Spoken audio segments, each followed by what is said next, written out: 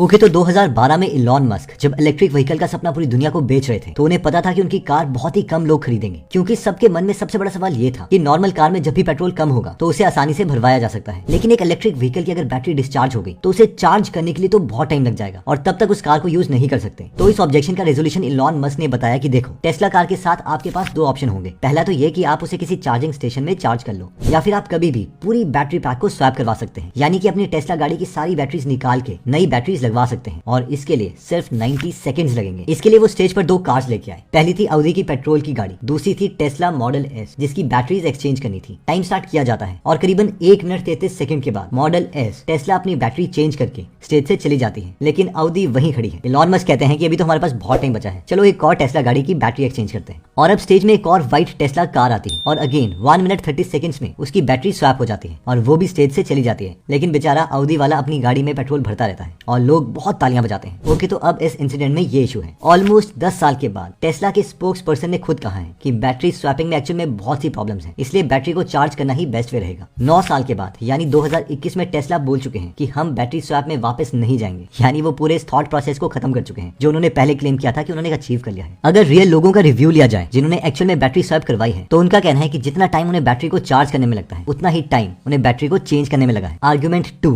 Solar tiles. Okay, तो 2016 में Elon Musk दोबारा स्टेज में आए और उन्होंने सबको एक माइंड ब्लोइंग प्रोडक्ट दिखाया। प्रोडक्ट का नाम था सोलर रूफ। उनका दावा था कि अगर लोग अपने घर की छत में सोलर टाइल्स लगवाएंगे तो हम अर्थ का पॉल्यूशन कम कर सकते हैं, क्योंकि ये ग्रीन एनर्जी का सोर्स है और कोई कोल वगैरह नहीं जलाना पड़ेगा बिजली को पैदा करने के लिए। अगेन इलॉन को पता था कि लोगों का सबसे बड़ा कंसर्न सोलर पैनल्स को लगाने का ये होता है कि उनकी घरों की छत बहुत ही बुरी दिखेगी, लेकिन इलॉन मस्क ने दिखाया कि उनकी सोलर टाइल्स नॉर्मल टाइल से भी बहुत सुंदर है। अब इसकी सुंदरता का राज इलॉन ने बताया कि देखो, ये जो टाइल है इसे इस तरीके से बनाया गया है कि अगर कोई घर के पास खड़ा है या सामने की गली से घर की रूफ को देखता है तो वो टाइल्स बिल्कुल नॉर्मल लगेंगी, बट अगर कोई घर की छत को एकदम ऊपर से देखेगा तब पता चलेगा कि इसके अंदर सोलर सेल है। ओके, ये प्लान और टेक तो बहुत अच्छा था, लेकिन इसकी एग्जीक्यूशन ठीक से नहीं हुई। फॉर एग्जाम्पल CNBC की इस वीडियो के अकॉर्डिंग कोई भी कंज्यूमर खुश नहीं है जिन्होंने ये सोलर रूफ लगाई है और कई लोगों ने केस भी फाइल किए हैं। अब कई लोग हैं जो उससे सेटिस्फाइड हैं भी, जैसे कि ऑस्टिन फ्लैक ने ये यूट्यूब वीडियो अपने चैनल में अपलोड की है कि उन्हें 1 साल हो गया है इन रूफ टाइल्स को लगाए हुए, जिसकी परफॉर्मेंस से वो सेटिस्फाइड है। लेकिन कई लोग इलॉन की सोलर टाइल से इसीलिए खुश नहीं है क्योंकि जब वो सोलर टाइल्स को लॉन्च कर रहे थे तब ये सोलर टाइल एक्चुअल में बनी भी नहीं थी। ये इलॉन ने कोर्ट में स्टेटमेंट दी थी इसके रिगार्डिंग। क्वेश्चन, तो वो नॉर्मल मॉडल नहीं थे रूफ टाइल के, वो सिर्फ दिखाने के लिए था, राइट? इलॉन, छत के ऊपर सोलर सेल्स ही थे, वो डेमोन्स्ट्रेशन के लिए थे, ताकि हम ये बता पाए कि जब रूफ के ऊपर टेस्ला के सोलर सेल्स लगेंगे तो उसकी सुंदरता मेंटेन रहेगी।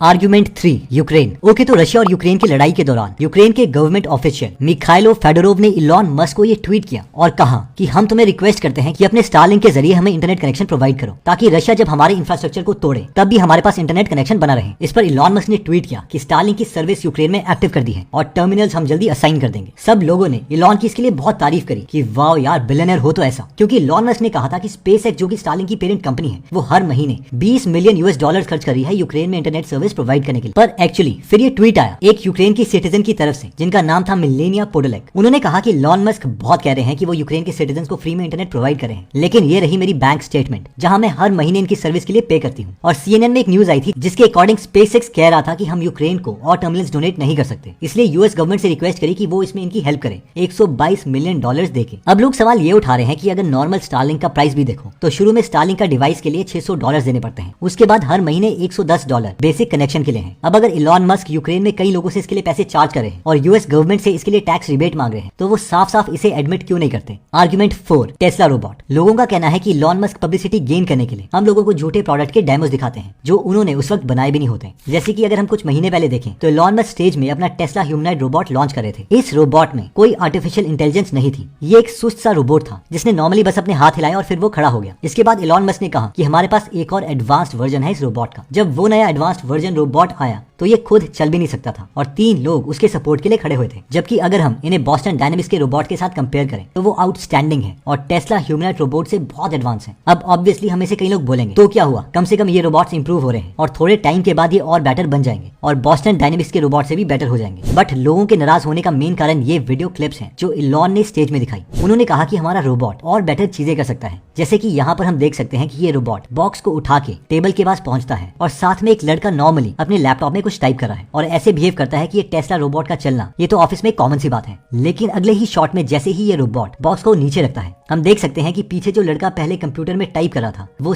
सीट से उठ चुका है और रोबोट को ही देख रहा है। इतना ही नहीं, जब रोबोट की विजन दिखाई जाती है कि रोबोट को क्या दिख रहा है, तो उसमें हम दो चीजें नोटिस कर सकते हैं। पहला तो ये कि साथ में जो लड़का कंप्यूटर में टाइप कर रहा था, अब दोबारा से वो बैठ के कुछ टाइप कर रहा है। और दूसरा ये कि सामने जो कंप्यूटर की स्क्रीन है वो पहले बंद थी, लेकिन अचानक से उसमें किसी रोबोट की एनिमेशन चलने लगती है, जिससे एक बात तो क्लियर है कि ये एक कंप्लीट अनकट शॉट नहीं है। कम से कम 2 बार रोबोट चला था और उसके सीन्स को काट के फिर जोड़ के दिखाया गया है, जिससे लोगों को शक होता है कि इनके रोबोट की कैपेबिलिटी अभी बहुत कम है जितनी वो दिखा रहे हैं, और कम से कम इन्हें 10 साल लगेंगे बॉस्टन डायनामिक्स के रोबोट के लेवल पर पहुंचने के लिए। ओके, तो इससे पहले हम काउंटर आर्ग्यूमेंट्स की बात करें। अगर आप साइंस और दिनों में पूरे इंटरनेट को सर्च इंजन के लिए इंडेक्स कर दूंगा, और हमने इसका नाम गूगल रखा, जिसका मतलब था 1 के आगे 100 जीरोस, यानी हम इतनी वेबसाइट्स को गूगल में सर्च के लिए इंडेक्स करेंगे। लेकिन अब उनका कहना है कि एक्चुअल में गूगल जितनी वेबसाइट्स को इंडेक्स करने के लिए उन्हें अभी भी कई और डिकेड्स लग जाएंगे। तो पॉइंट ये है कि ओवर एम्बिशन वाले लोग बहुत ऑप्टिमिस्टिक होते हैं और उन्हें हमेशा लगता है कि वो अपने गोल्स को बहुत जल्दी अचीव कर लेंगे, और रियलिटी में उन्हें उसके कंपैरेटिवली बहुत ज्यादा टाइम लग जाता है। काउंटर आर्ग्यूमेंट 2,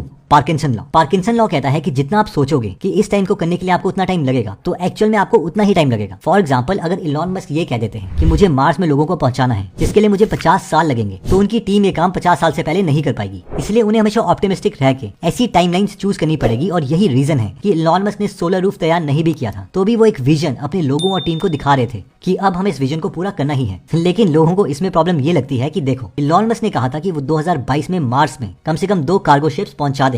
वहां पर क्या क्या कमियां हैं और मुश्किलें हैं वो सभी पता कर लेंगे, और फ्यूचर मिशन के लिए वहां पर सारे इंफ्रास्ट्रक्चर को तैयार कर देंगे। और 2024 तक उन्होंने दावा किया था कि मार्स में 4 कार्गो शिप्स वो भेज चुके होंगे। और ये पार्किंसन लॉ नहीं है, ये कुछ और ही है। बाकी वैसे आप लोग कमेंट करके बताइए कि इन सब आर्ग्यूमेंट्स और काउंटर आर्ग्यूमेंट्स सुन के आपको क्या लगा। क्या इलॉन मस्क एक जीनियस है या फिर एक फ्रॉड?